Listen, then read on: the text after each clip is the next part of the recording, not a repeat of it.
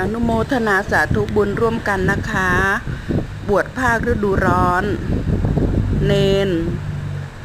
100 รูป100 องค์นะคะ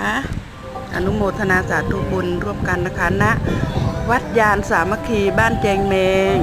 ตำบลชามอำเภอกันทะลักจังหวัดศรีสะเกษนะคะอนุโมทนาสาธุบุญร่วมกันนะคะ สาธุสาธุ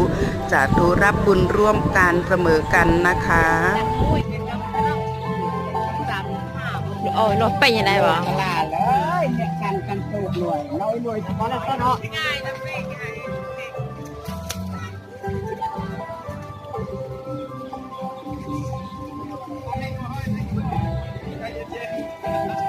ไอ้หน่วยไปเลยเอาเนี่ย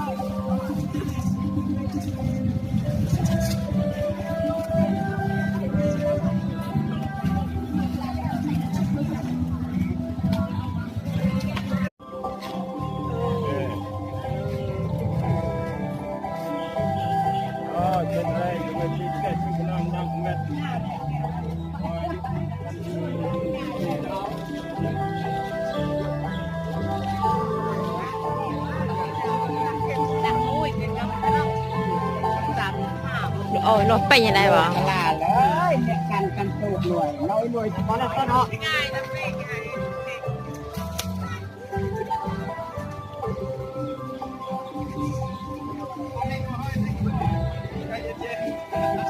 ไอ้หน่วยไปเลยเอาเนี่ย